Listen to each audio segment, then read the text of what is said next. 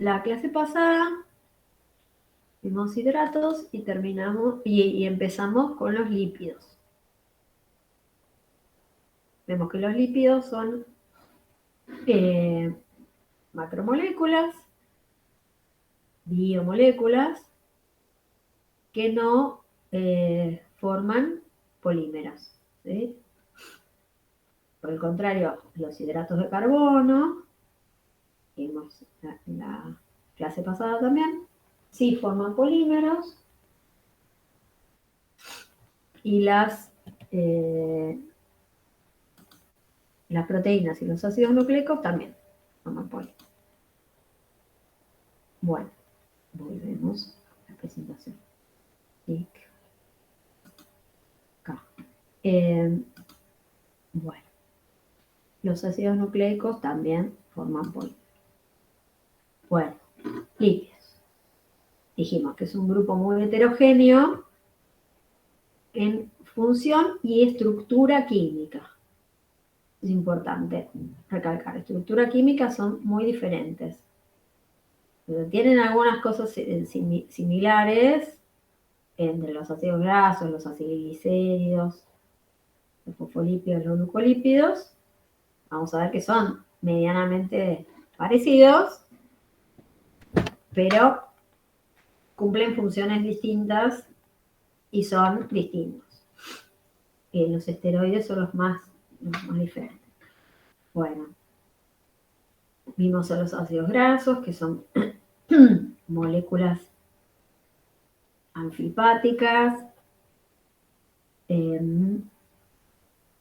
que tienen una parte polar, una parte que se solubiliza en agua, que es soluble en agua, o sea que es una parte hidrofílica, y después tenemos esta larga cadena de carbonos que es hidrofóbica. Y vimos que podía esta larga cadena de carbonos estar totalmente rodeada de hidrógenos. Entonces íbamos a tener un ácido graso que es saturado. Y si no tenía todo hidrógeno, si había, por el contrario, enlaces entre los carbonos, uniones entre los carbonos, teníamos un ácido graso insaturado. Estos, los ácidos grasos, para hacer más sencillo el dibujito o la representación, los dibujos como si fueran unas figuritas.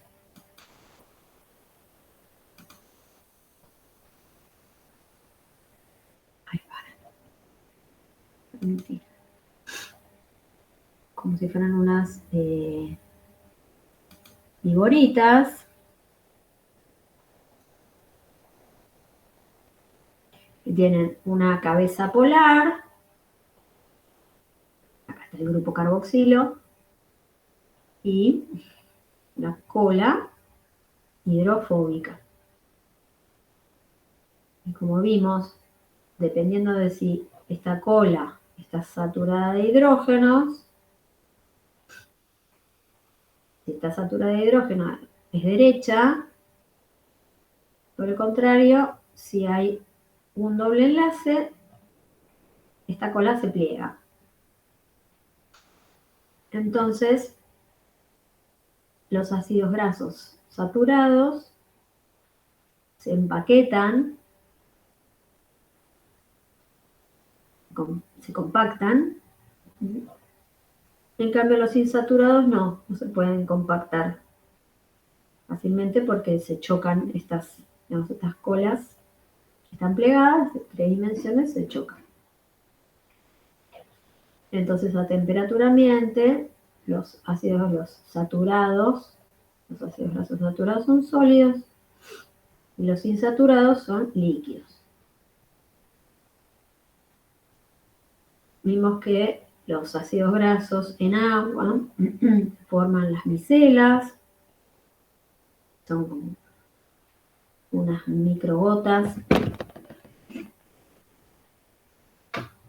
que tienen una parte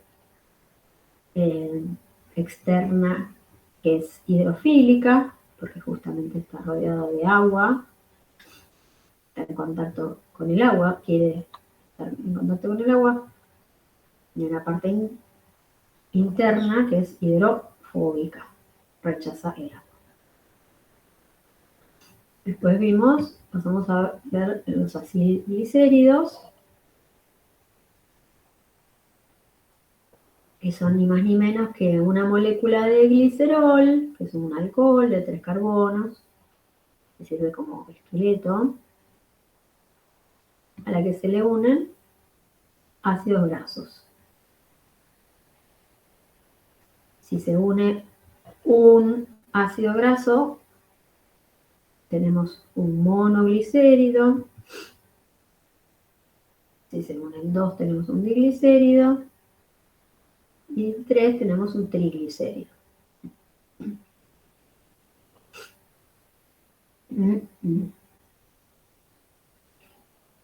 Dijimos que los acilglicéridos es la manera en la cual los seres vivos reservan, almacenan ácidos grasos.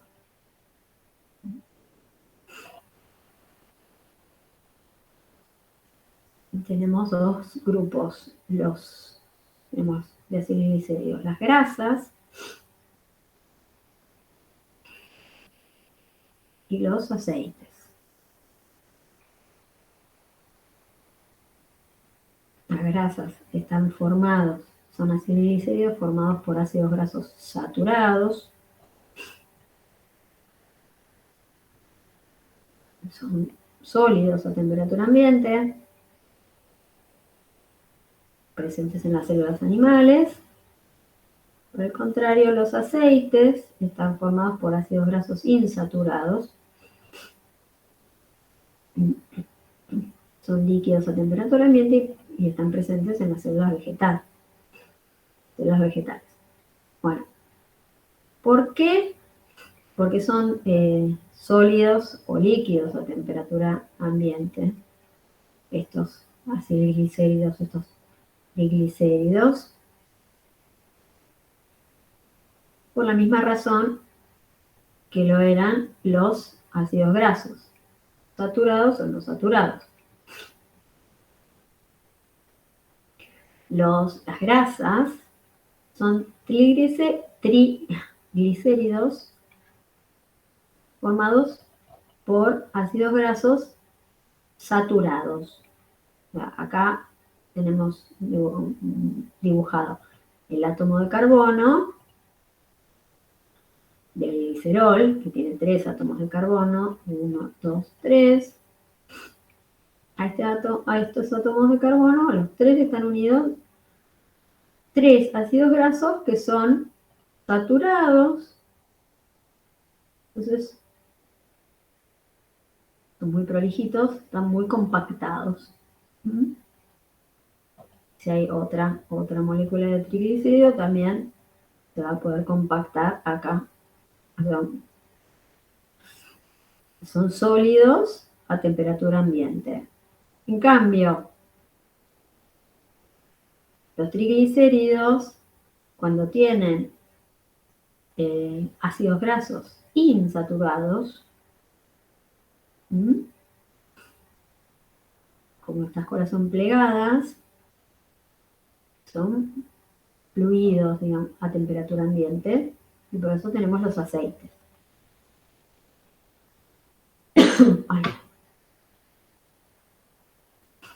Bueno, ahora vamos a pasar a otro grupo de lípidos, que son los fosfolípidos.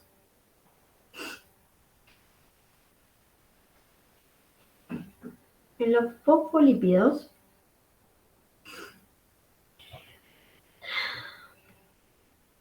tenemos una molécula de glicerol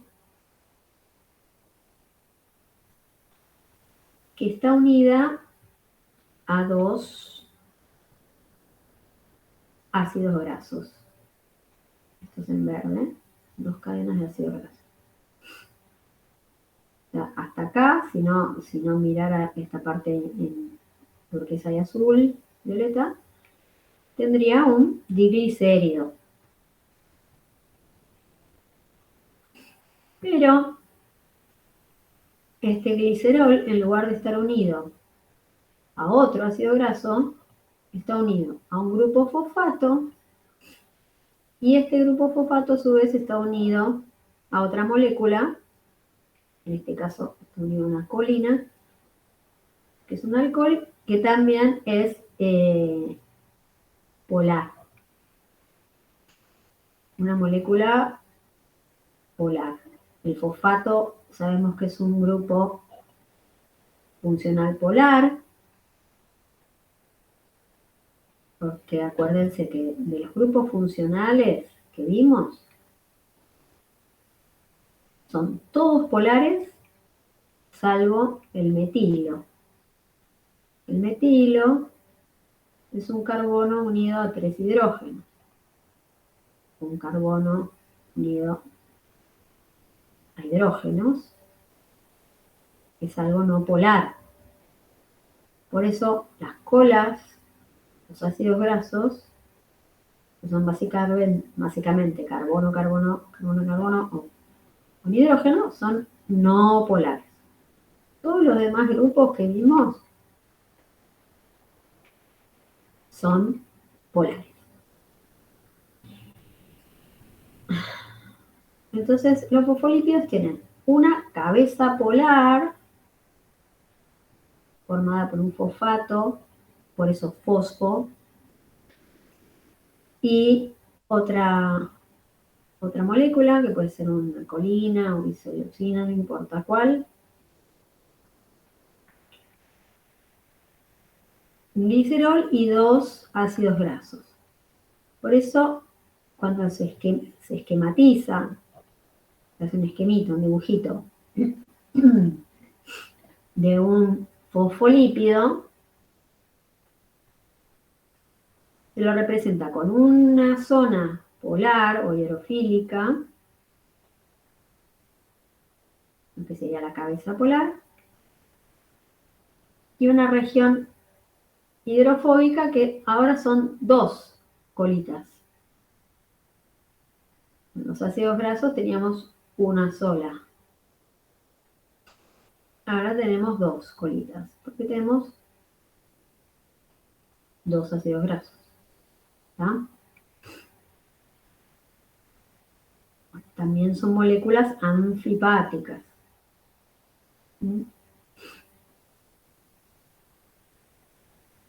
Bien anfipáticas. Esto polar, hidrofílico y esto hidrofóbico.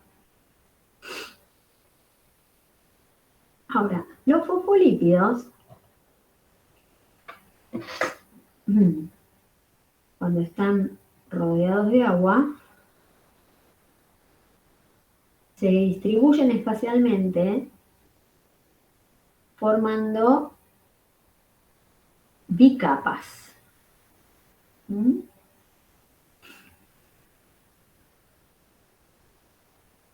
Forman bicapas. Esto es por el tipo de molécula, porque tienen acá 2 colitas. Estas bicapas, o sea, una capa, las cabezas polares y las colas hidrofóbicas, a otra, cabezas polares y las colas hidrofóbicas. Tenemos agua arriba, agua abajo. En el centro, hidrofóbico. No queremos saber nada con el agua. Estas bicapas se unen por los extremos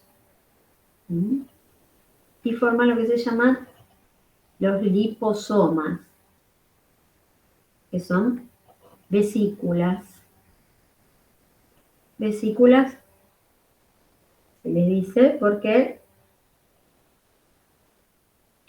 tienen en el interior lo mismo que en el exterior.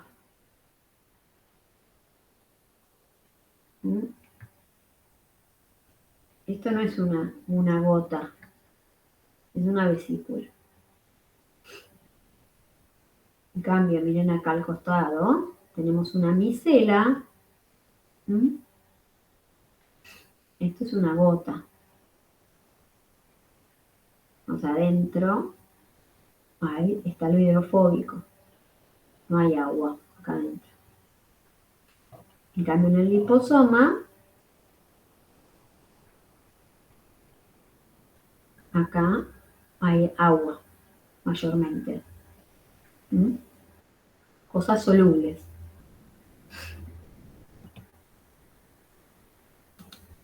¿Se va entendiendo? ¿En qué se diferencian, profe? ¿Por qué unas tienen agua y las otras no? Porque justamente esto, los ácidos grasos, que sería este caso, tienen una cabeza polar y una sola colita.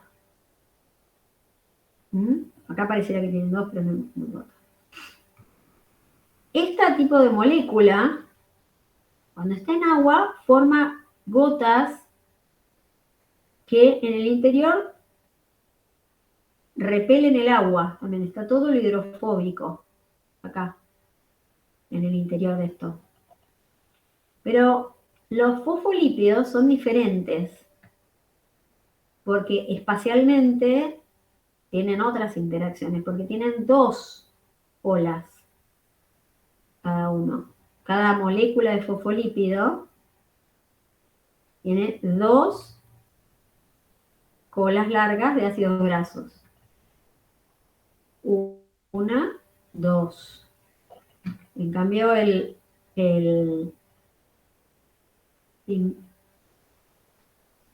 ácido graso tiene una sola.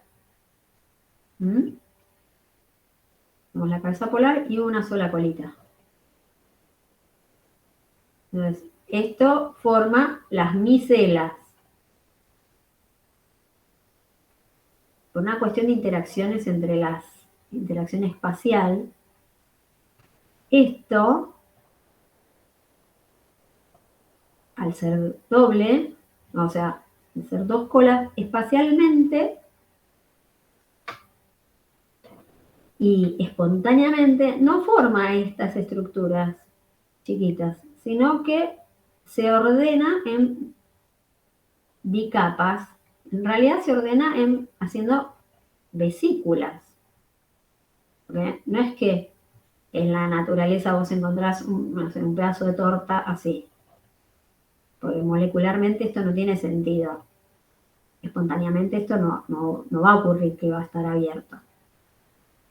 Cuando artificialmente se ponen fosfolípidos en agua, se observa la formación de estas vesículas, que son los liposomas, que en el interior, ves que acá hay blanco, y yo le puse unas gotitas de agua, unas moléculas de agua, perdón, moléculas de agua, y por fuera también le puse moléculas de agua.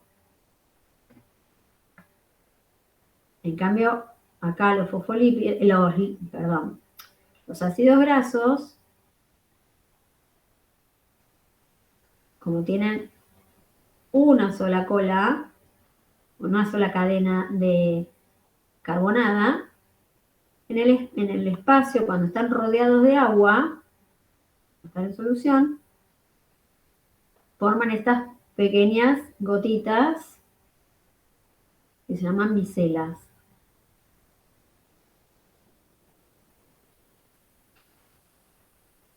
¿Se entiende ahora? Sí, profe. Buenísimo. Es una cuestión natural, digamos, no es que, en realidad es que cuando uno va investigando, cuando se va investigando, se encuentra que las membranas celulares, ¿sí? La membrana plasmática o todas las membranas que forman las organelas dentro de las células eucariotas, tienen esta estructura tridimensional, tienen estructura de bicapa. Entonces, cuando sigue la investigación, se dedican más a la química, pueden aislar estos fosfolípidos, cuando los ponen en solución acuosa, se ve que forman estas vesículas. En el interior están las cabezas hidrofílicas. Y en el exterior también están las cabezas hidrofílicas.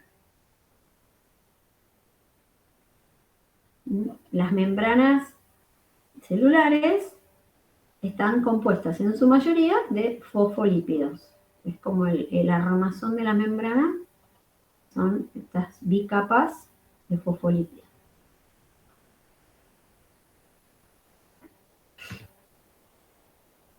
En la bicapa, los fosfolípidos pueden moverse.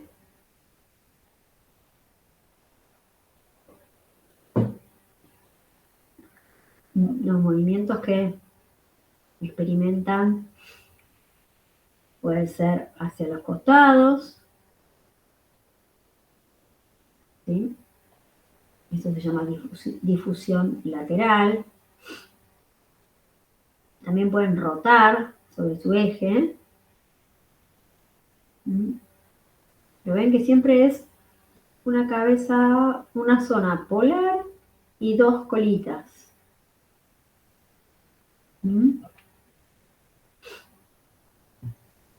Se ve que se esquematizan en color amarillo porque uno los asocia con las grasas o el aceite, no sé, con algo hidrofóbico.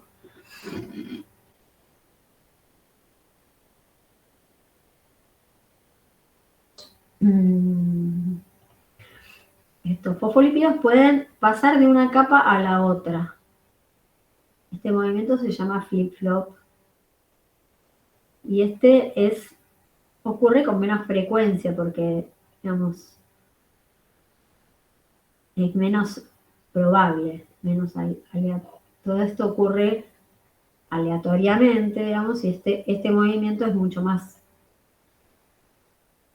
costoso energéticamente que una rotación o una difusión lateral. Pero ocurre. Por eso se dice que es como, bueno, las membranas son como mosaicos, porque son un montón de lípidos, de fosfolípidos ordenaditos, que se mueven, tienen fluidez. Se mueven, pero siempre manteniendo la zona hidrofóbica hacia el centro de la bicapa y la hidrofílica, la que esté en contacto con el agua, hacia afuera, ¿sí? Según sea el tipo de ácidos grasos que tengamos unidos a ese grupo fosfato, a ese glicerol y el grupo fosfato, la bicapa puede ser más compacta, como sería este caso, porque los lípidos son saturados, las colas son formadas por ácidos grasos saturados, o tener una bicapa más fluida cuando tenemos ácidos grasos insaturados. Son más plegados. Acá se llama monoinsaturado porque uno solo es saturado, tiene un solo enlace, un solo doble enlace. Pero eso es un detalle que no importa. Lo importante es que puede ser más fluido o compacto. Pero ven que siempre es una bicapa. Parte hidrofílica arriba, parte hidrofílica abajo.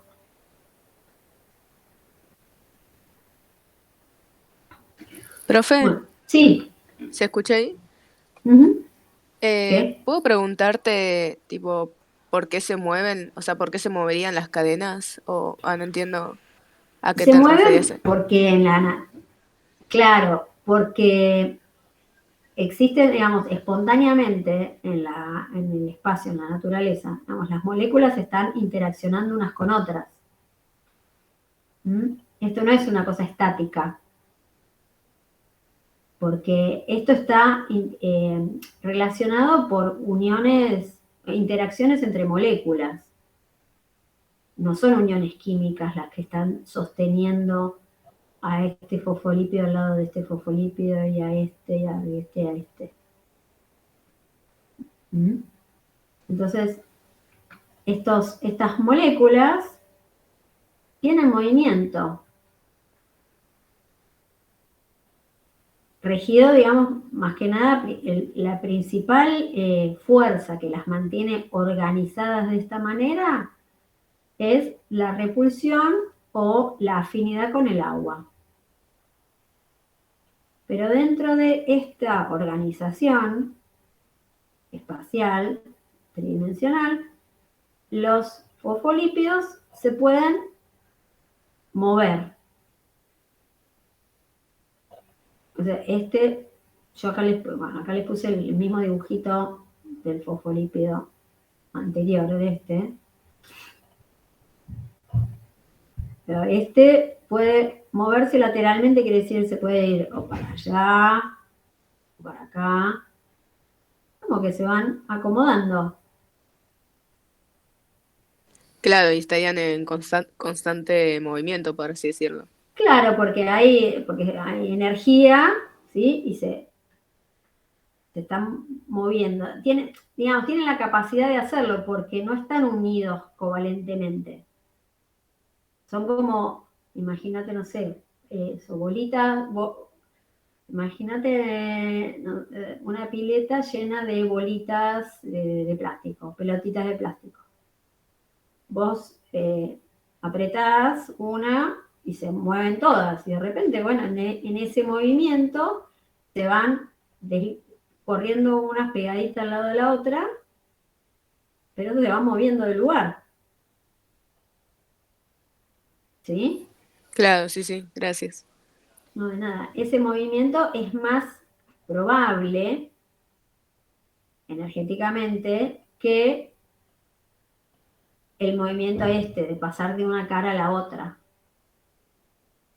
Pero también ocurre, se observa, eh, digamos, experimentalmente, ¿no? Obviamente hay moléculas que se marcan con determinado reactivo y después se hace el ensayo correspondiente y se ve que antes estaban marcadas en la cara externa y ahora se observa la marcación en la cara interna. Entonces, bueno, los fosfolípidos también pueden pasar de una capa a la otra capa.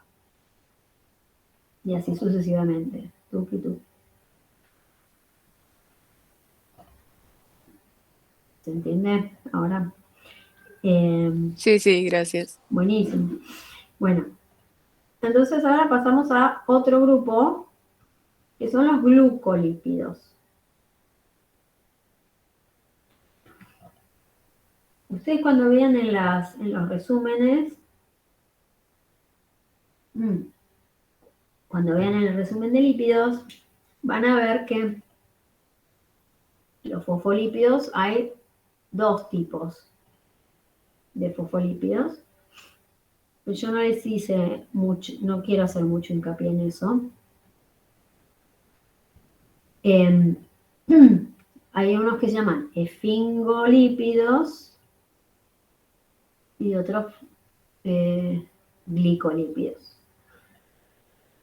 Bueno, lo importante es que estos fosfolípidos tienen una molécula que es no polar, que se llama esfingol, unida a un ácido graso, que sabemos que también es no polar, y esto está unido a un grupo fosfato que está unido además a una molécula polar.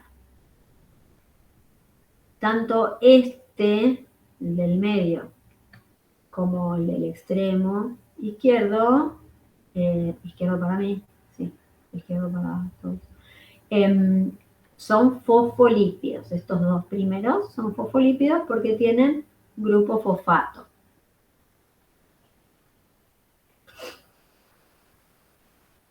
Este de la punta es un glucolípido porque tiene asociado un glúcido, un hidrato de carbono, que puede ser un monosacárido o un oligosacárido, un glúcido. Y también está asociado a un esfingol y a un ácido graso. Te los menciono porque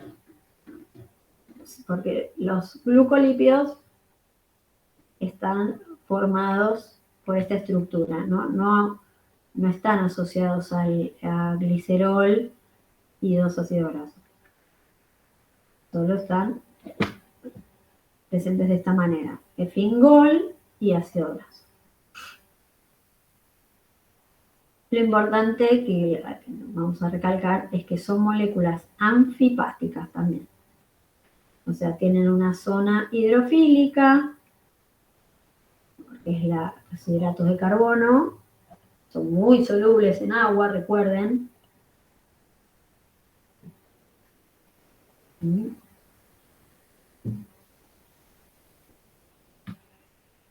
Tienen la zona hidrofílica,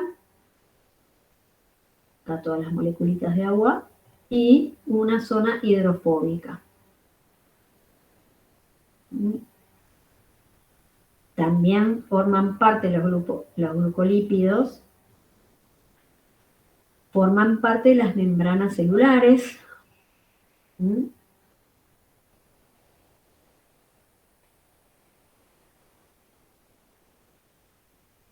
Pero están en la cara externa de la membrana.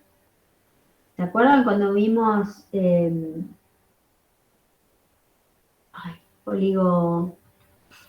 oligosacáridos? Que vimos una membrana y sacárido unido al lípido o a la membrana. Eso es un glucolípido.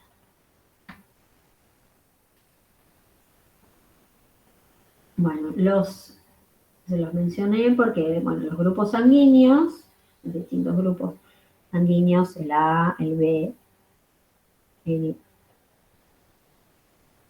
AB y el 0, tienen que ver con glucolípidos, distintos glucolípidos que van a estar o no en la membrana plasmática de los glóbulos rojos. Los glóbulos rojos son las células especializadas en transportar oxígeno y dióxido de carbono.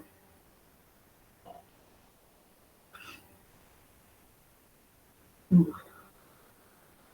Y por último, dentro de los lípidos, vamos a ver a este grupo que son los esteroides. Los esteroides son los más diferentes a todos los lípidos que vimos hasta ahora. Están todos formados por esta estructura básica de 4 anillos que se llama muy simpáticamente ciclopentano peridrofenantreno, que a todos los docentes les gusta bromear diciéndoles que se van a tener que acordar de este nombre, y obviamente no se van a tener que acordar, pero quizás se lo acuerden porque es muy llamativo. Ciclopentano peridrofenantreno es el nombre de este armazón carbonado. Todos los esteroides tienen este armazón y difieren los distintos esteroides, lo que los diferencia son los átomos, los grupos de átomos que se asocian a este armazón.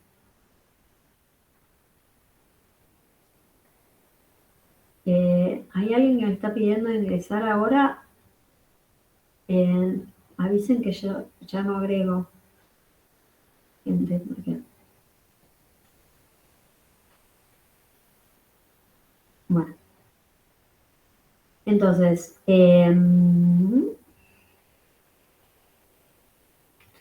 tenemos los distintos grupos de átomos que se pueden asociar a este armazón. Ven acá, tenemos el armazón. Por ejemplo, acá tenemos un colesterol. Esta es una molécula de colesterol. Tiene el ciclopentanopelohidrogenantreno y una cadena carbonada en este extremo y un oxidrilón en este extremo. Otros ejemplos de esteroides, por ejemplo, son las hormonas. Esteroides como la cortisona, también tiene todo el ciclo, el armazón, o la testosterona, el estrógeno y la progesterona también son esteroides. Otro esteroide, la vitamina D.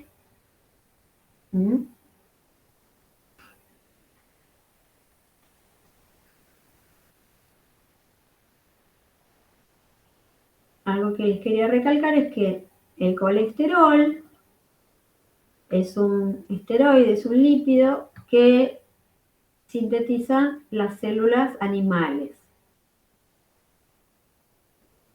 Los vegetales no sintetizan colesterol. Así que cuando les dicen que un aceite no tiene colesterol, es como que ustedes ya a esta altura dicen, sí, ya lo sabía. Perdón, profe, ¿puede repetir lo que dijo? Que sí, el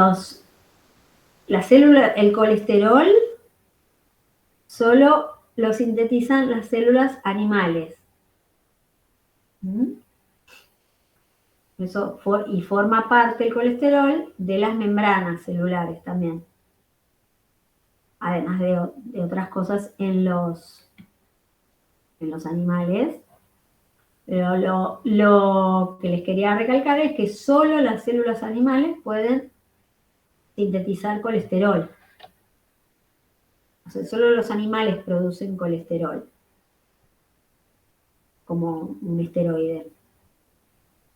En cambio, los vegetales no producen colesterol. Entonces, a veces dicen, no sé, los alimentos, dicen aceites bajo en colesterol o no tienen colesterol.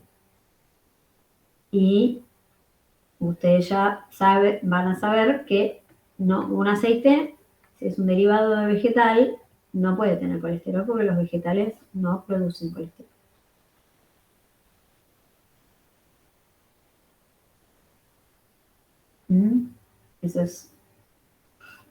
Son esas cositas que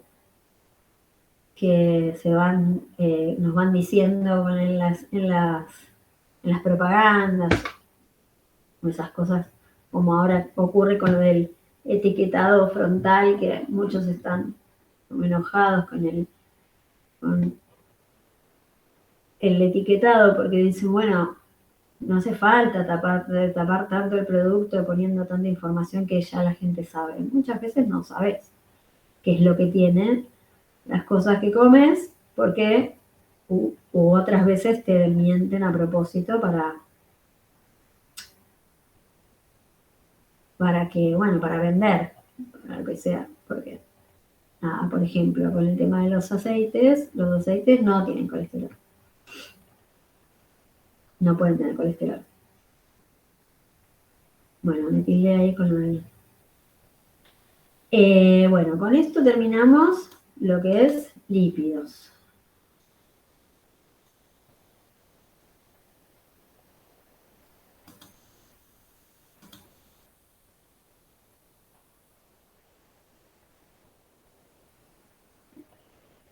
¿Sí? Mira.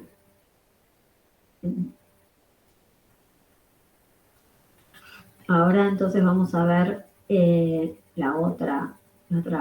otro tema que quiero que veamos. Pero, ¿qué duda les queda de lípidos? Así medio rápidamente de lo que les dije hasta ahora.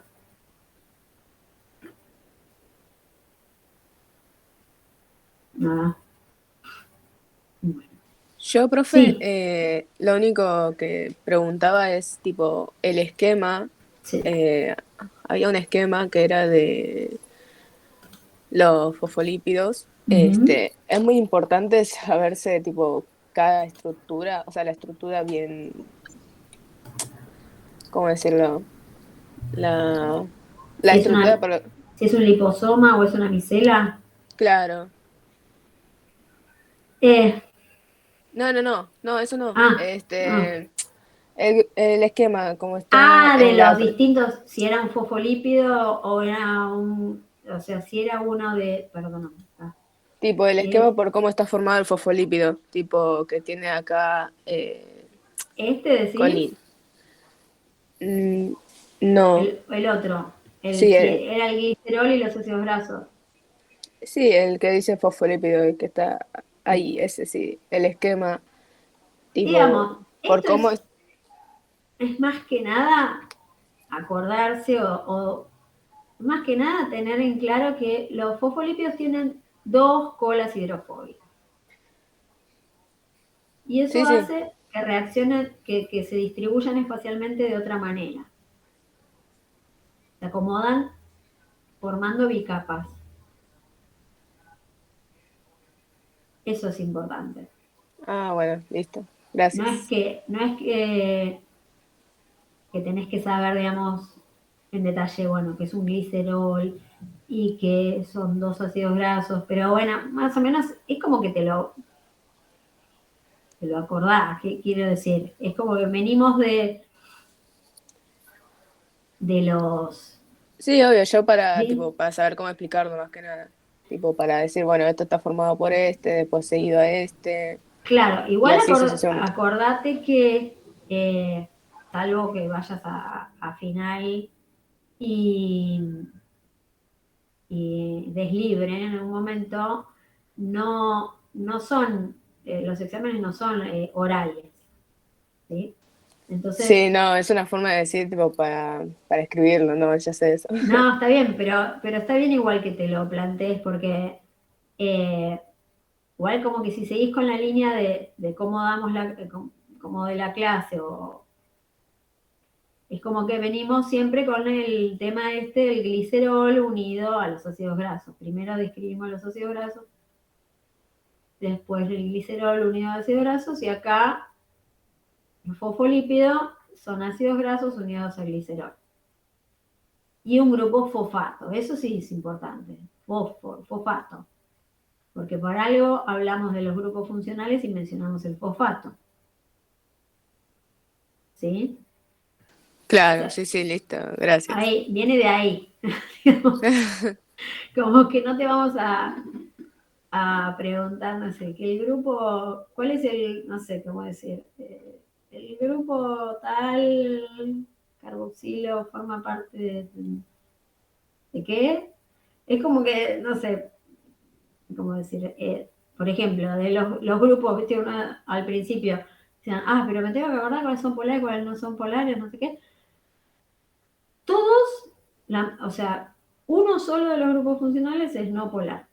¿Y por qué es no polar? Porque, bueno, por cómo se dan las interacciones con el hidrógeno y el carbono.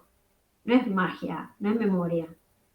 Es eh, razonar la química, digamos, de la molécula, de lo que ocurre en el espacio. Pero si uno lo quiere como memoria, igual, por lo menos es uno solo. Todos los demás son polares. Y significa que que pueden hacer uniones con el agua. Uniones que son de tipo puente de hidrógeno, que son uniones entre moléculas y no son uniones fuertes. ¿Mm? Y a partir de ahí hacemos mucho hincapié con el tema de si puede interaccionar con el agua o no puede interaccionar con el agua. ¿Y eso por qué hacemos tanto hincapié? Porque los seres vivos están compuestos fundamentalmente de agua. Y todas las moléculas interaccionan con el agua. ¿Mm? Interaccionan o no interaccionan o sea, interaccionan de manera positiva o negativa con el agua, repelen o se atraen. ¿Sí? Sí, sí. Bueno, vamos a ver entonces ahora, antes del intervalo, empezamos con las proteínas.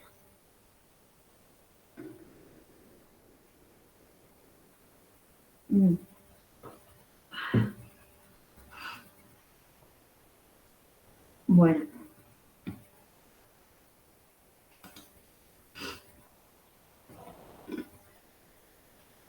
Entonces, nuevamente mi amada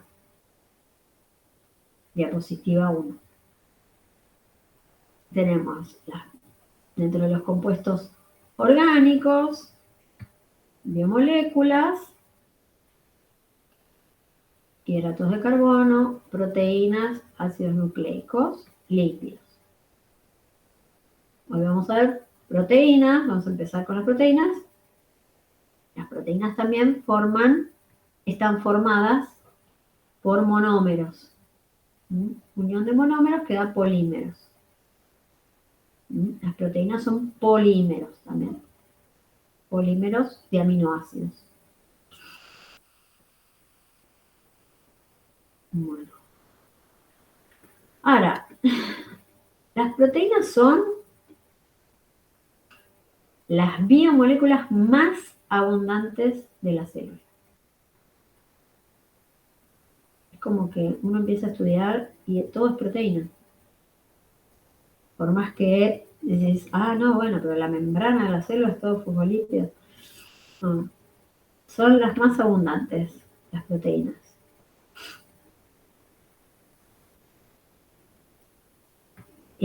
Todas están compuestas por carbono, oxígeno, hidrógeno, nitrógeno y azufre, en menor cantidad, pero también tienen azufre.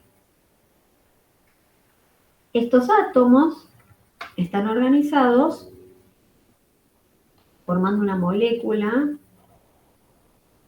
fundamental o funcional, digamos, que es el monómero, llamado aminoácido. El monómero del polímero proteína, el monómero del polímero proteína es el aminoácido. Un polímero de aminoácidos es una proteína. Bueno, entonces existen una gran variedad de proteínas y tienen funciones muy variadas. A diferencia de lo que ocurre con los lípidos, que dijimos que eran un grupo muy heterogéneo en la forma que tienen y en las funciones que cumplen, las proteínas cumplen funciones muy variadas, pero tienen todas una estructura similar. Son polímeros de aminoácidos. Así que más adelante vamos a ver en la clase cómo esos aminoácidos se van a combinar para formar estas proteínas que cumplen funciones tan diferentes unas de otras. Estas funciones, por ejemplo, tenemos proteínas que dan soporte y estructura. Por ejemplo, tenemos el colágeno, la queratina, la elastina. La queratina es la que forma parte del pelo, es una proteína, y de las uñas. La elastina es la proteína que está mayoritariamente en los ligamentos.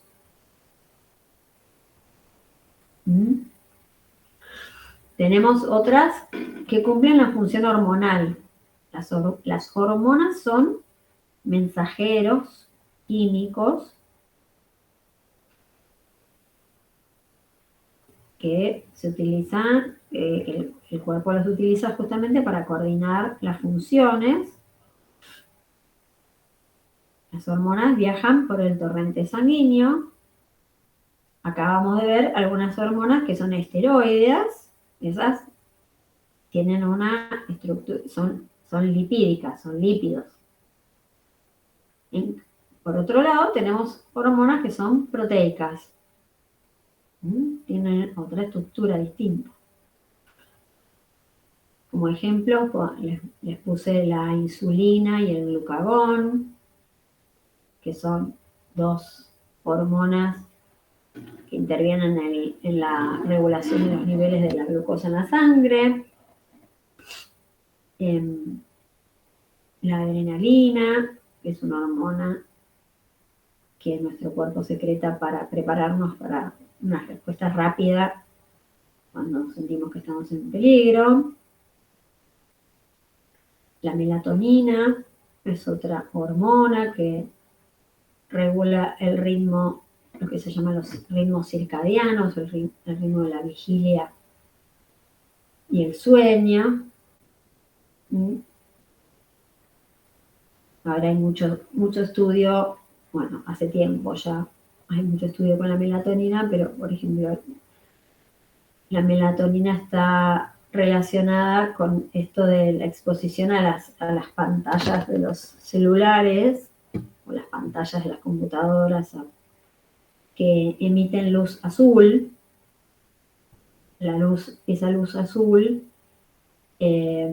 además de ser bastante dañina para la vista, tiene relación con la secreción de melatonina y de hormonas que tienen que ver con los ritmos circadianos. Entonces, de repente se está viendo, se ve que las personas cuando están mucho tiempo mirando pantallas, aunque es de noche, y ya es momento de ir a dormir, no tienen sueño porque estuvieron mucho tiempo mirando la pantalla del celular.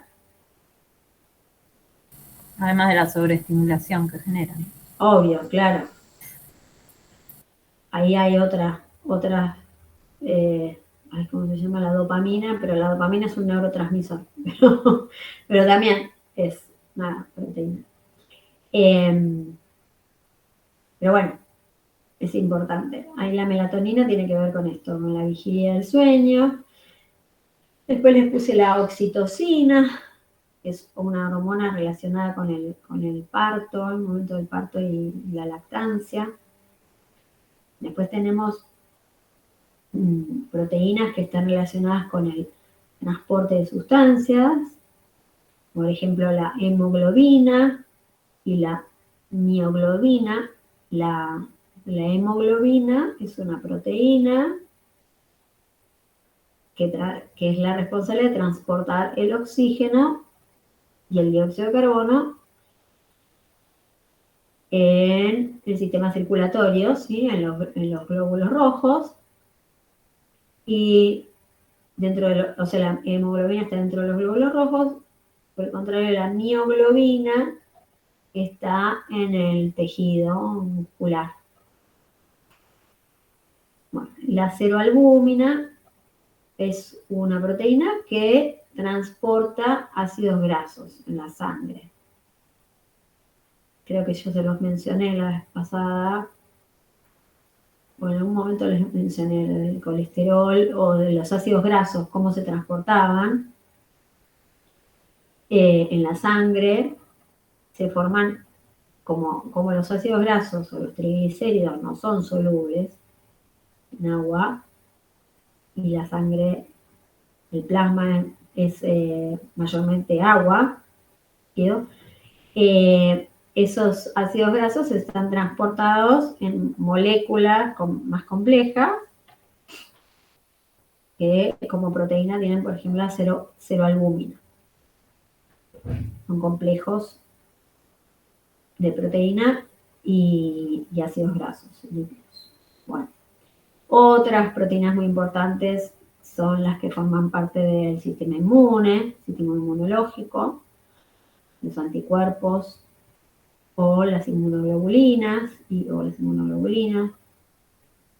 Los anticuerpos, me imagino que escucharon hablar un montón ahora cuando tuvimos nuestra época de COVID, que se hacían ensayos para saber si tenías anticuerpos o no tenías anticuerpos, si te habías vacunado o no. O sea, si podías entrar a algún país en función a si tenías anticuerpos o no contra el COVID. Y los anticuerpos los podías tener en la sangre si te habías enfermado o si te habías vacunado. Los anticuerpos tienen estructura proteica. Y son los responsables de reconocer e inactivar, digamos, a esos agentes infecciosos que son los virus o las bacterias también.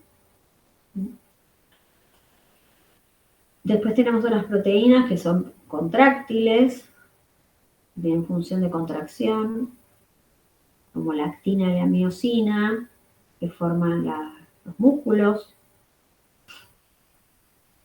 Y por último les puse a las enzimas, que no les puse un ejemplo de enzima, porque son muchísimas las enzimas y son muy específicas. Lo importante de las enzimas, crucial, es que son los catalizadores o aceleradores de las reacciones químicas que ocurren dentro de los organismos vivos, de los seres vivos. Ahora cuando veamos metabolismo y enzimas, justamente, las enzimas son proteínas especializadas en acelerar y regular las reacciones químicas. ¿Cómo aceleran la reacción química? Generando un ambiente, digamos, un espacio donde se aproximan las moléculas que van a reaccionar y se produce esa unión química o esa reacción química, supónganse de unión o de ruptura. En la naturaleza, sino por fuera de un organismo vivo, para que las moléculas interaccionen, hay que entregar energía al sistema, y en la mayoría de las veces en los sistemas que no son vivos, esa energía se aporta en forma de calor. Temperaturas muy altas podrían hacer que esas reacciones químicas ocurran espontáneamente porque chocan las moléculas, pero esas temperaturas muy altas no son compatibles con la vida, con los seres vivos. Entonces, las enzimas son las responsables de que puedan ocurrir estas reacciones dentro de los seres vivos. Es como que son fundamentales. Ya lo vamos a ver con más detalle. Pero bueno, ahora, todas las proteínas están formadas por aminoácidos. O sea que el aminoácido es la perla, el canutillo del collar. ¿Mm? Todos los aminoácidos tienen esta estructura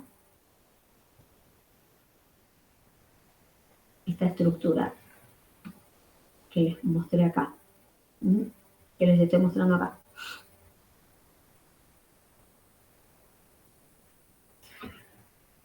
Entonces, todas las proteínas, cualquier sea la función que cumplan, tienen una estructura química en común. Son cadenas de aminoácidos. A es para resumir aminoácidos. Y el aminoácido tiene una estructura básica que es esta que está acá abajo. Es un carbono que por un lado está unido a un grupo amino y por el otro lado está unido a un grupo carboxilo. El grupo carboxilo, si se acuerdan de la clase de grupos funcionales, también se llama grupo ácido.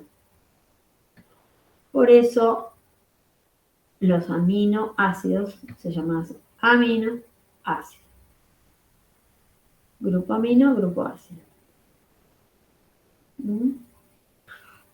Además de tener el grupo amino y el grupo ácido, tienen un grupo que se llama grupo residual o grupo R,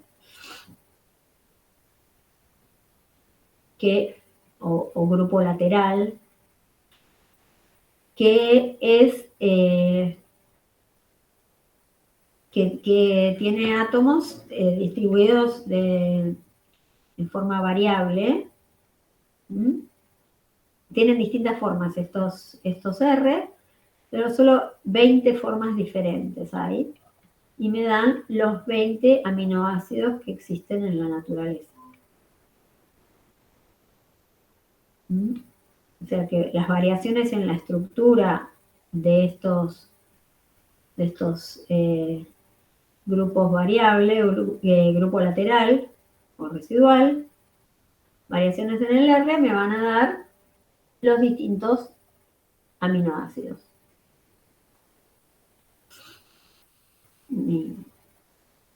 No se asusten. No les voy a decir que tienen que saber todos los aminoácidos. Lo importante es que sepan que hay 20 aminoácidos solamente. Solo 20 aminoácidos. Dentro de los cuales, dentro de estos 20, hay 9 que son llamados esenciales porque el organismo humano no los puede sintetizar, no los puede fabricar. Nosotros, los humanos, todos los heterótrofos, sintetizan sus propias moléculas, ¿sí? Obtienen materia prima a partir de los autótrofos y sintetizan sus propias proteínas, sus propios hidratos de carbono, sus propios lípidos. Para hacer proteínas utilizan los aminoácidos que vienen de las proteínas que comen con el alimento. Nosotros los seres humanos hay algunos de esos aminoácidos que no los podemos sintetizar. O sea que sí o sí los tenemos que adquirir en la dieta. Esos son los llamados aminoácidos esenciales.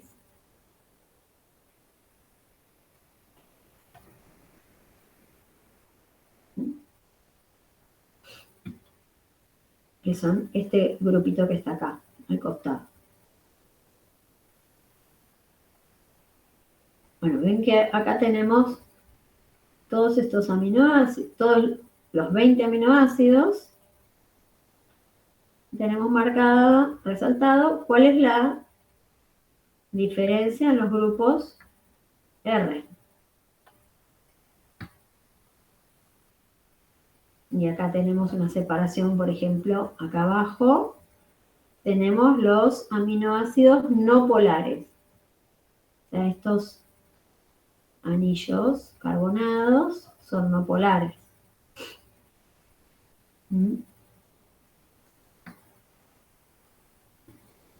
Después, por ejemplo, acá tenemos otros que son polares. Este, por ejemplo, la glicina, es uno bien sencillo, más sencillo, tiene el grupo ácido y el grupo amino. Y un hidrógeno. Entonces, estos dos grupos son bien polares.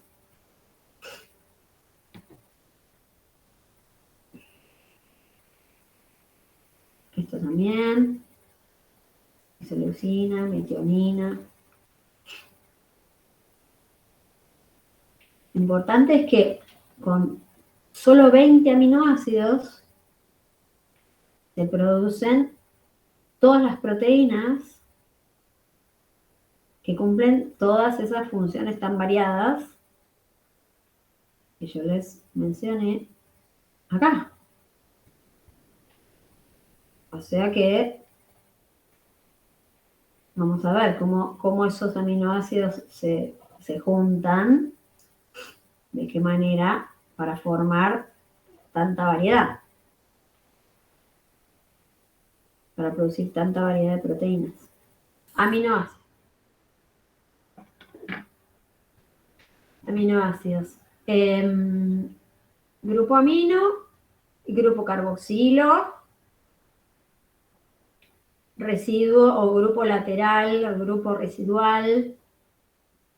Las variaciones en este grupo me van a dar los 20 aminoácidos, solo 20 aminoácidos que hay en la naturaleza.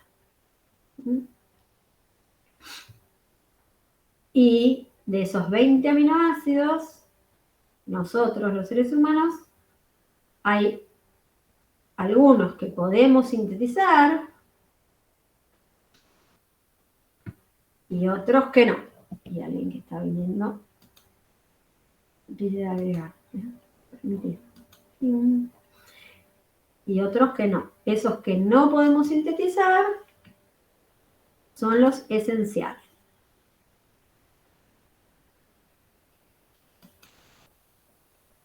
Bueno, ahora, entonces, con solo 20 aminoácidos, vamos a la naturaleza, digamos, los seres vivos son capaces de sintetizar, producir muchísimas proteínas, todas con funciones diferentes. Vamos a empezar a ver cómo hacen eso. Primero que nada,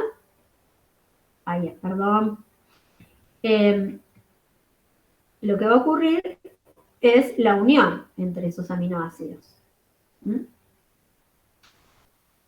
Dijimos que las proteínas eran polipéptidos. ¿Cómo ocurre la unión entre los monómeros, que son los aminoácidos? La unión siempre ocurre de la misma manera, que es la siguiente. El aminoácido 1 tiene su grupo amino y su grupo ácido. Y tenemos el aminoácido 2, que también tiene su amino y su ácido. El enlace entre el aminoácido 1 y el aminoácido 2 se da por la reacción química entre el grupo carboxilo, el grupo ácido del primer aminoácido y el amino del segundo. en esta reacción química se produce una molécula de agua. Por eso, esta reacción es una condensación. Y en particular, esta condensación que ocurre entre los aminoácidos se llama enlace peptídico. ¿Mm? Entonces, hasta ahora vimos el enlace glucosídico, estaban los hidratos de carbono o glúcidos. Vimos la unión éster, que estaba en los lípidos. Y ahora vemos el enlace peptídico. Todas estas reacciones, esas tres reacciones que os mencioné, son condensaciones. O sea, que se forma una molécula de agua. Por lo tanto, para romperlas, hay que hacer una hidrólisis.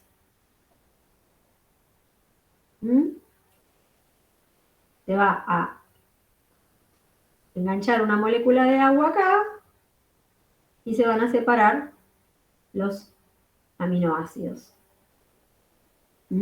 Eso es lo que ocurre en la digestión. Hacemos la digestión. Hay una parte de la digestión que es digestión mecánica, de nosotros, en la boca y en el estómago ocurre la digestión mecánica.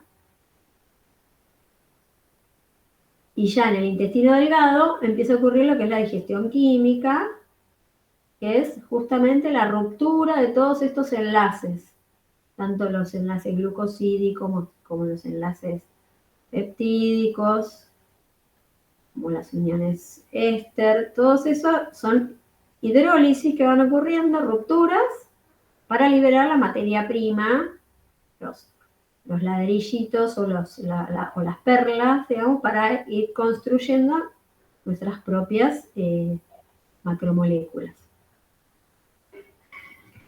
Bueno, entonces, este enlace siempre ocurre de esta manera. Siempre es el carboxilo, el grupo ácido del primer aminoácido, junto con el amino del segundo.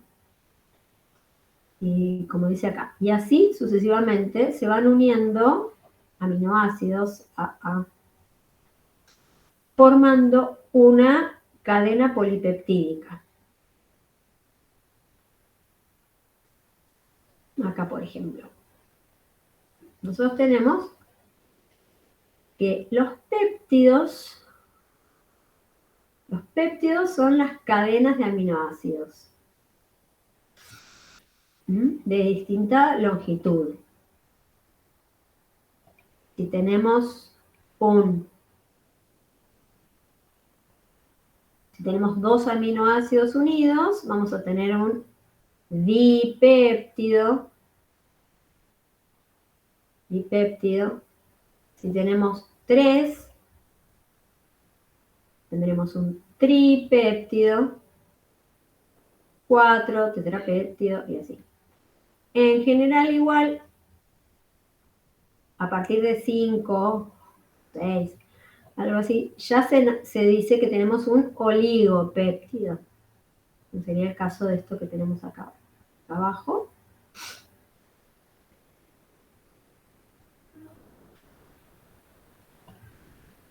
Pero ahora focalicémonos acá. Acá tenemos un tripéptido. Tiene 3 aminoácidos. Tenemos un péptido que está formado por 3 aminoácidos. El aminoácido 1, el 2 y el 3. El 1 está unido por su grupo carboxilo al grupo amino, gracias a un enlace peptídico, como dice acá, quedó unido el aminoácido 1 con el aminoácido 2. El aminoácido 2, su grupo carboxilo, está unido al grupo amino del aminoácido 3.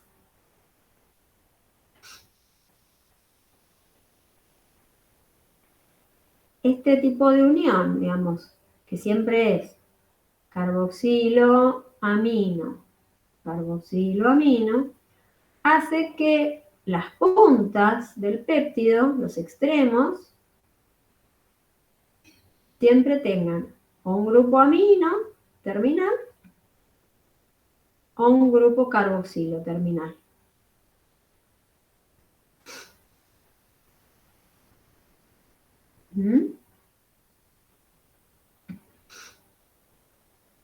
¿Se entendió? Eso es porque, como dice acá, el enlace ocurre siempre desde un carboxilo con el amino del siguiente.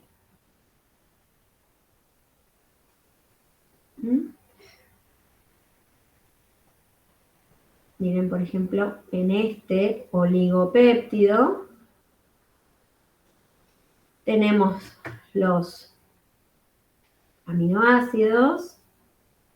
Acá tenemos el carbono central con su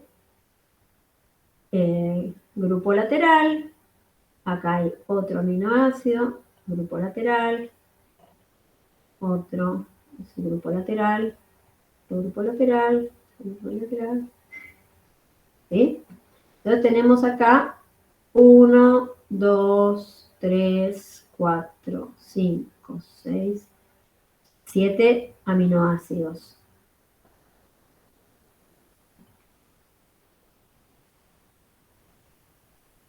En este oligopéptido. ¿Sí? Y tenemos acá el extremo amino terminal, el nitrógeno, y acá tenemos un extremo carboxilo. Acá falta mostrar el OH. El oxidrilo. OH. ¿Sí? El grupo ácido.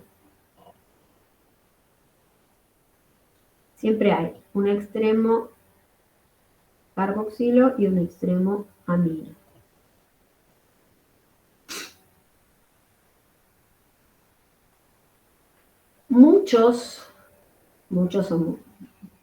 Muchísimos aminoácidos unidos forman un polipéptido.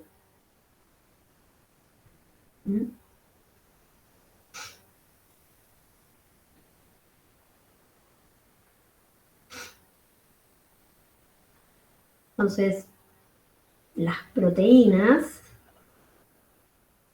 son polímeros de aminoácidos, son polipéptidos.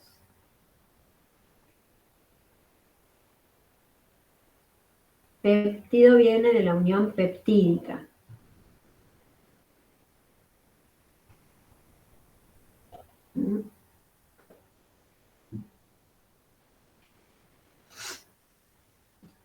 Dijimos que en cada célula hay muchas proteínas miles con diferentes funciones específicas. Pero todas tienen la misma, digamos, el mismo armazón básico que es un polímero de aminoácidos. Y solo tenemos 20 aminoácidos. Algo está ocurriendo ahí en la combinación que se genera entre la cantidad de aminoácidos, el tipo de aminoácidos y la secuencia en la que están ordenados, que hace que una cadena de aminoácidos sea un tipo de proteína, cumpla una función, y otra cadena de aminoácidos forme otro tipo de proteína y tenga otra función.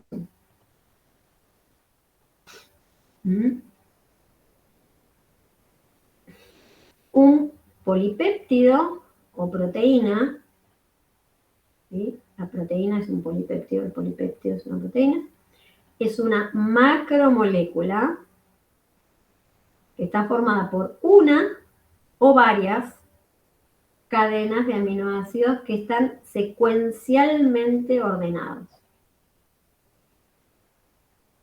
Secuencialmente significa que están en una secuencia. No da lo mismo qué aminoácido está en el lugar 3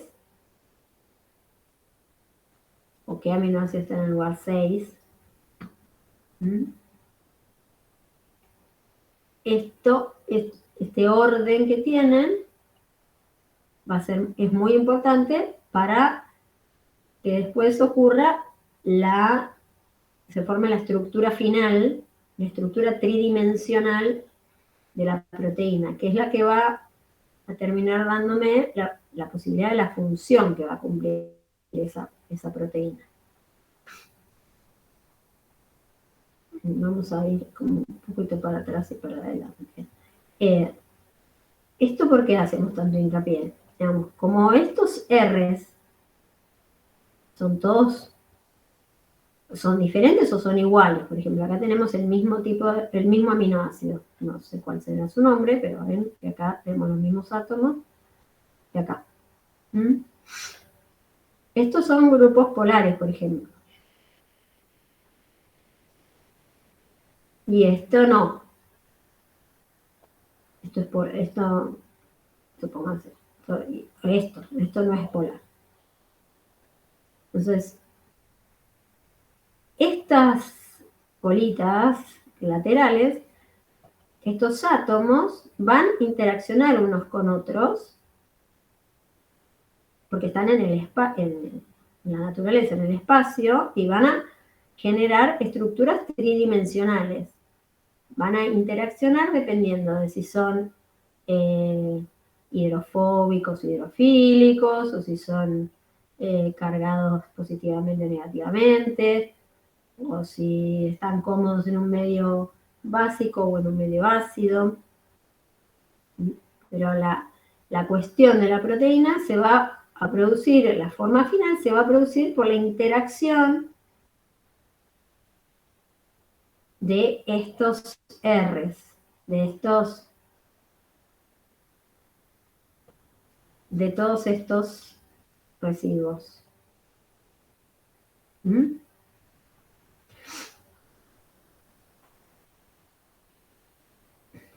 Entonces no es simplemente, o sea, la proteína, cómo se logra tanta complejidad, tanta especificidad de función con una misma estructura básica, que es un polímero de aminoácidos. Se logra gracias a la interacción que van a tener los residuos de esos aminoácidos que forman la cadena inicial. Acá, por ejemplo, en la insulina tenemos, la insulina es una proteína, es una hormona, que está formada por dos cadenas.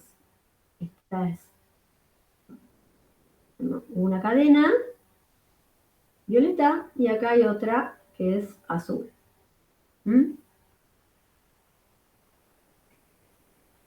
Acá tenemos un extremo amino, el extremo amino de esta cadena de la violeta, y acá tenemos el extremo carboxilo. En esta otra cadena también tenemos su extremo amino y su extremo carboxilo. Miren acá que están marcados unas uniones, interacciones que se dan entre aminoácidos,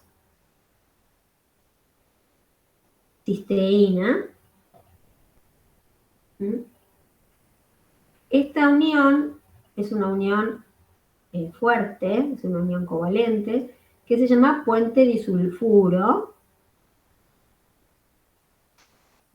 y que mantiene unidos estos dos aminoácidos, con lo cual esta cadena ya se va a plegar de una manera que no va a ser la misma que si acá, por ejemplo, no hay una cisteína. O sea, para que la insulina tenga su forma y para que funcione, tiene que tener esta formita. Entonces tiene que tener en este lugar una cisteína, en esta posición, y en esta otra posición tiene que tener otra cisteína. Es muy importante la secuencia. Y la información para la secuencia está en el ADN.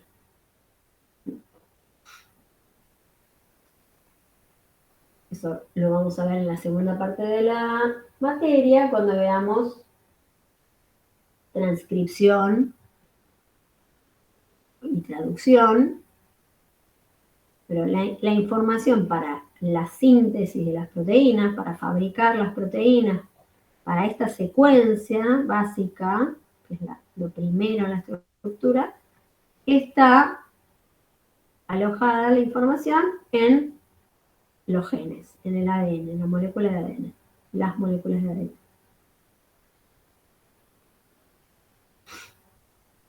En esta otra cadenita también hay un extremo amino, un extremo ácido, y acá también tenemos un puente disulfuro, se da entre la cisteína y la otra cisteína. Si no estuviera acá esta cisteína, no se podría formar el puente y esto tendría otra forma tridimensional, que ya no sería funcional.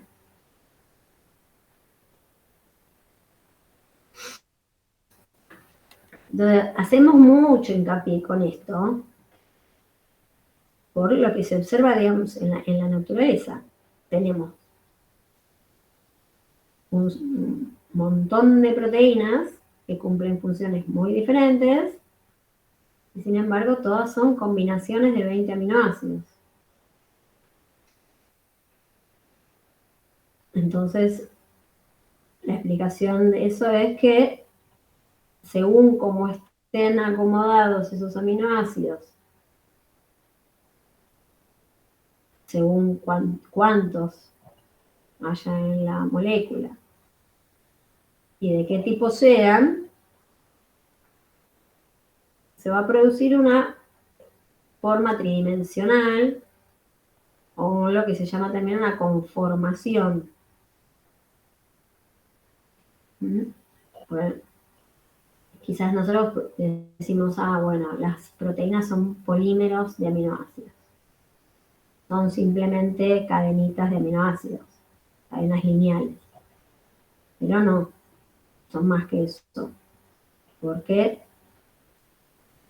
esa cadena de aminoácidos, que son moléculas, esos monómeros, comienzan los átomos a interaccionar en una molécula, en un aminoácido con otro aminoácido, dependiendo de la ubicación, y forman una estructura tridimensional. Con la naturaleza todo es tridimensión. Según sea esa estructura tridimensional, vamos a distinguir dos grupos principales, que son las proteínas fibrosas, son alargadas,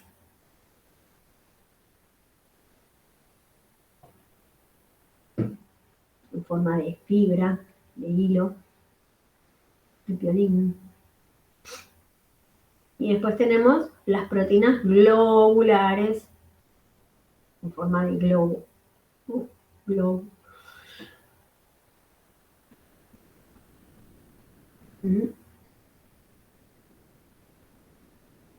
Es increíble pensar, pero bueno, es así, que esto es simplemente un esquema de un aminoácido al lado de otro, al lado de otro, al lado de otro, al lado de otro, al lado de otro. Un polipéptido grande que se pliega. Y esto también sin embargo, tienen formas muy distintas. El colágeno, por ejemplo, es una proteína fibrosa. ¿Mm?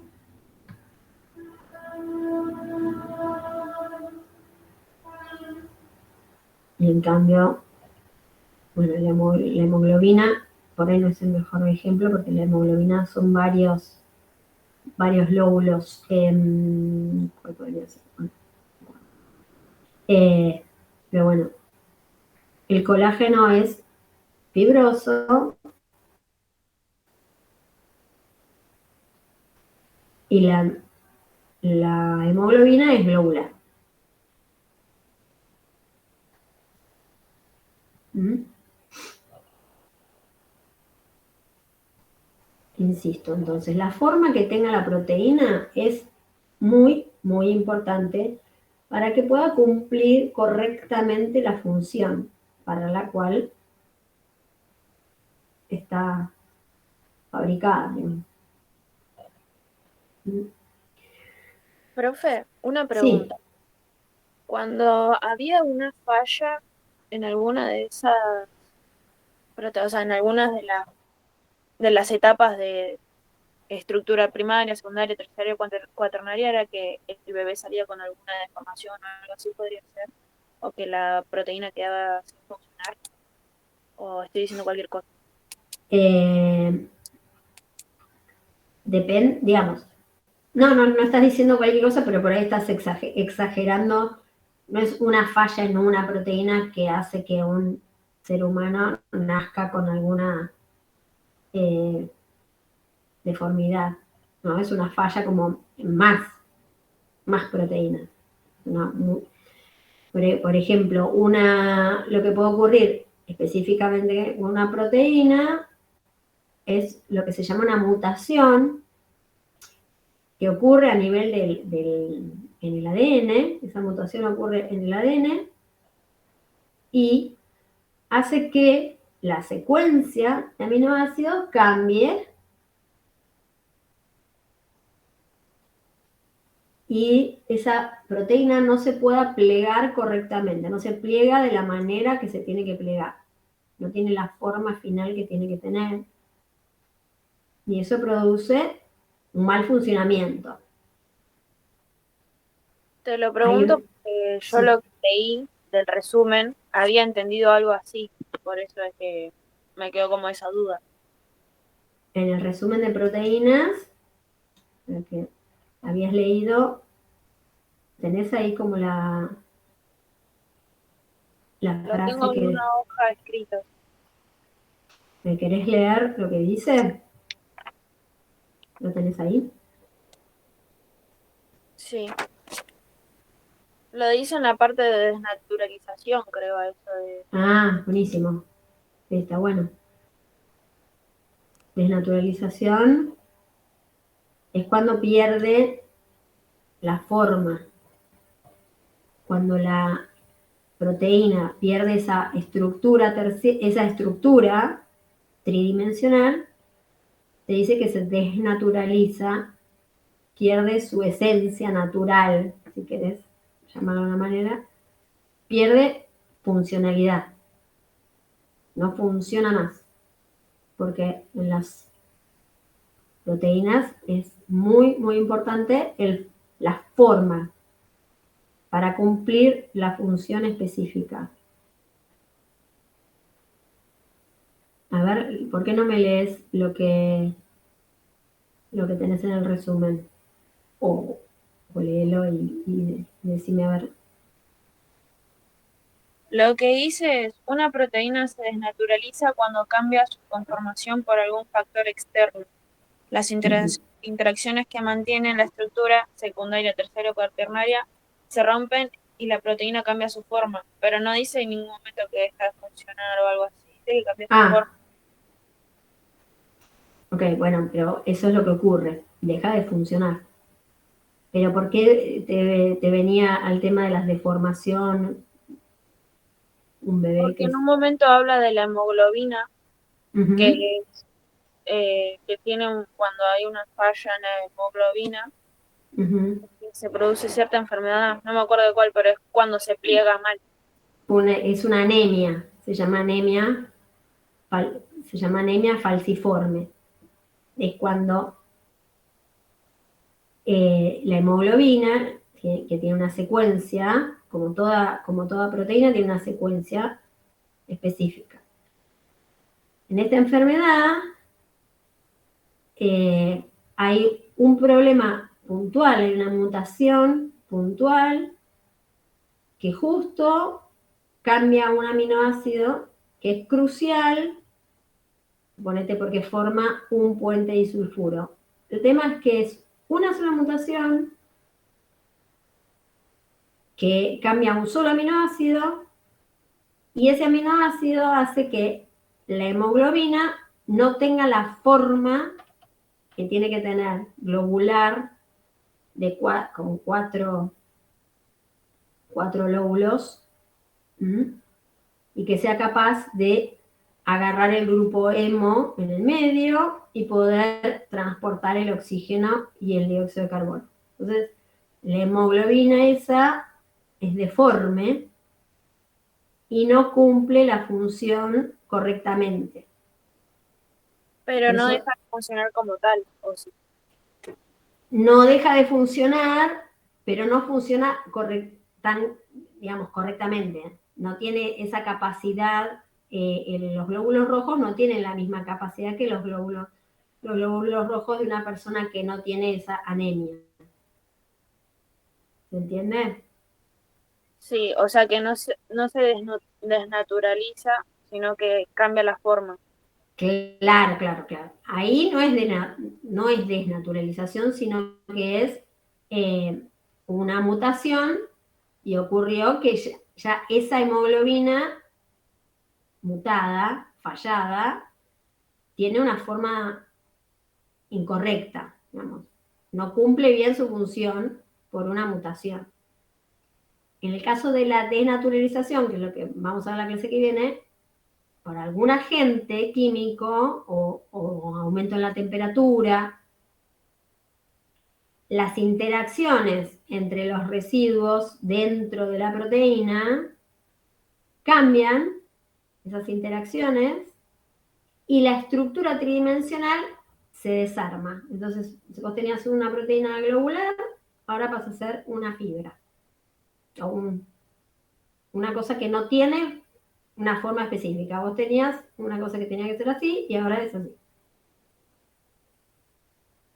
Eso no tiene función, no es funcional, no le sirve a la célula. ¿Por qué? Porque, ponete, esa proteína es la insulina, que tiene una forma específica porque se va a pegar al receptor de las células del hígado para pasar un mensaje que diga hay que meter glucosa dentro de la célula del hígado. Entonces, la insulina tiene que tener una forma especial para una forma tridimensional que encaja en el receptor que está en la célula. Si la insulina, en vez de tener esta forma, tiene esta forma, no encaja acá. Entonces, no puede cumplir su función, que es pasar el mensaje y decirle a la célula del hígado que tiene que meter glucosa.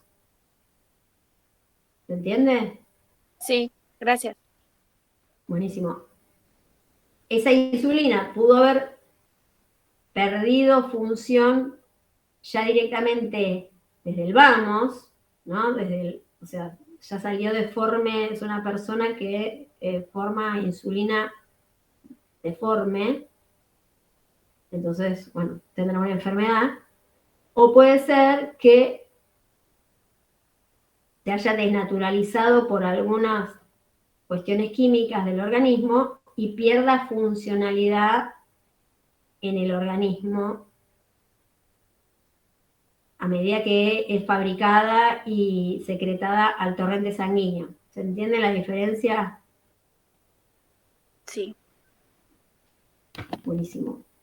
Pero lo fundamental es que es muy importante la estructura final, digamos, la forma final.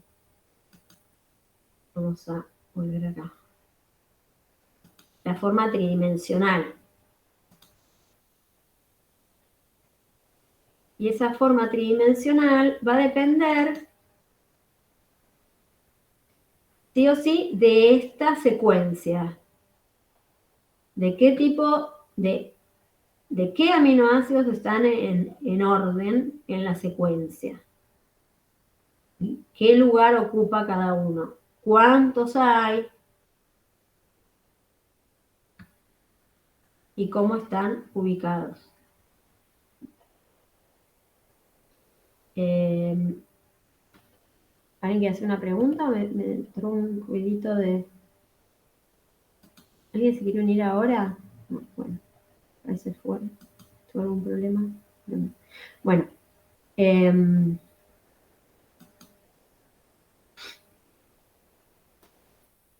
Igual. Digamos, para entender después la estructura, cómo se obtiene cómo se adquiere esa forma tridimensional, vamos a ver los distintos niveles de estructura. Estos niveles, que son la estructura primaria, secundaria, terciaria o cuaternaria,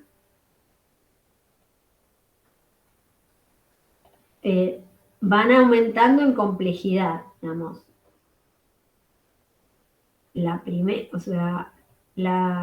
estructura primaria es la inicial, es la secuencia de aminoácidos. La cadena, esa cadena de aminoácidos ordenados es la estructura primaria. Y luego esos aminoácidos van a interaccionar para dar la secundaria y después la terciaria.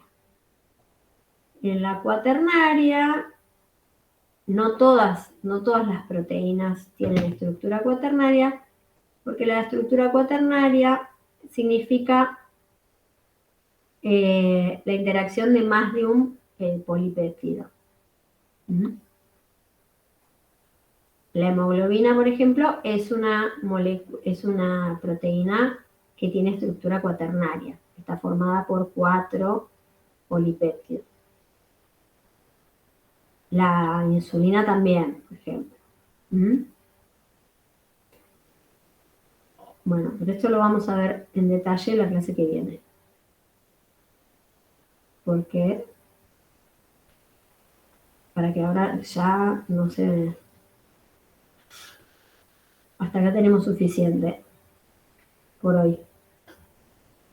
Pero en sí, veamos, acá se ven, vamos, los átomos o las cadenitas de los residuos de los átomos. Esto sería la estructura primaria. Se ven los residuos de los aminoácidos. Y acá ya tenemos estructura secundaria,